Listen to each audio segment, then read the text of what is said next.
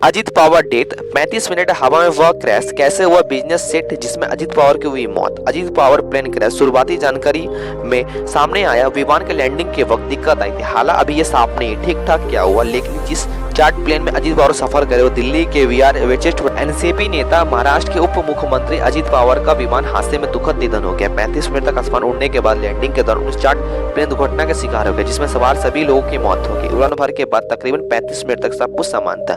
Runway से उड़ते हुए बिजनेस जेट अपने थे ऊंची को ऊपर कर लैंडिंग के वक्त कुछ सब कुछ खत्म हो गया। कुछ पल में प्लेन आग के गोले में तब्दील हो गया, चारों तरफ धुआं ही धुआं। शुरुआती जानकारी के सामने आया कि विमान को लैंडिंग के वक्त दिक्कत आई थी। हालांकि ये साफ नहीं ठीक ठाक क्या हुआ। हादसे में थोड़ी देर बाद एयरपोर्ट के कर्मचारी बचाव के दल मौके पर पहुंच गए। वो विमान पूरी तरह से तबाह हालत में मिला, जिसके बचने के कोई एविडेंस से जुड़ी कुछ एजेंसी इलाके को बहुत कब्जे से लेकर जांच शुरू कर चुकी है। Flight data recorder copy code voice record को निकाला जाएगा ताकि ये समझ आएगा कि आखिरी पल में पायलट के बीच में क्या बातचीत, विमान के सिस्टम कैसे काम कर रहे थे, उस समय मौसम की स्थिति क्या थी।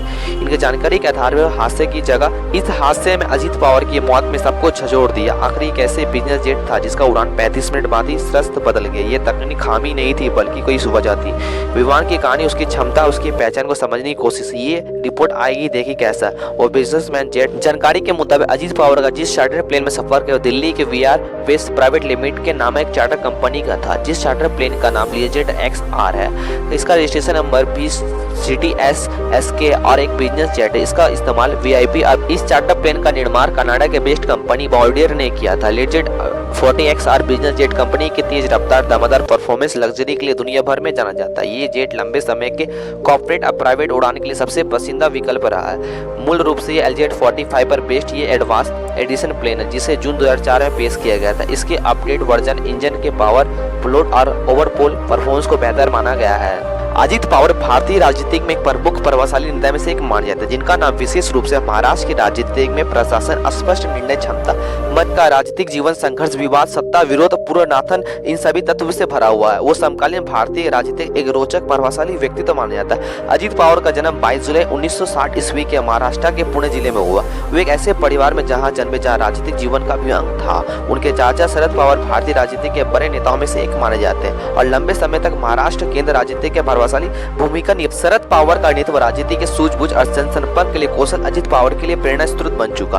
ग्रामीण पृष्ठभूमि में पड़े बड़े अजीत पवार ने बचपन से किसान की समस्या, सुख, सिंचाई की कमी, ग्रामीण विकास की चुनौती देखी, जिससे उसके अजीत पवार की प्रारंभिक शिक्षा पुणे में हुई थी। उन्होंने degree college of the arts and science Pune से स्थानिक पूरी पढ़ाई की। छात्र जीवन में वे सामाजिक गतिविधि, स्थानीय मुद्दे में सक्रिय होने लगे। पढ़ाई के साथ वो राजनीति में उनकी रुचि बढ़ती गई। धीरे धीरे उनका जनसेवा अपने जीवन का उद्देश्य बन चुका। युवावस्था में उन्होंने अपने क्षेत्र के लोगों को सीधा संवाद स्थापित करना शुरू किया, जो आगे चलकर राजनीति की पहचान एक बड़ी विशेषता बन गई।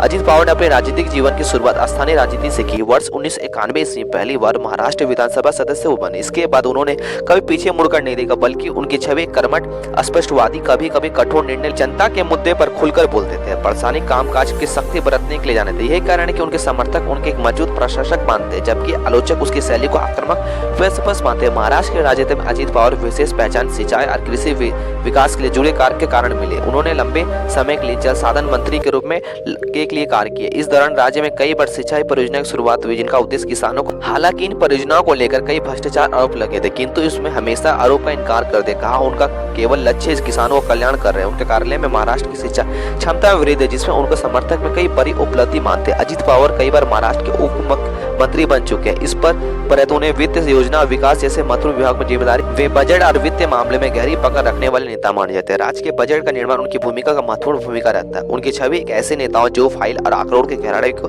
समझ आता है। प्रशासनिक निर्णय लेने के देर तक नहीं। उनके राजनीतिक जीवन विवाद अछूत नहीं रहा। सिंचाई घोटाले जुड़े आरोप का कारण उन्हें कई बार आलोचना का सामना करना पड़ा।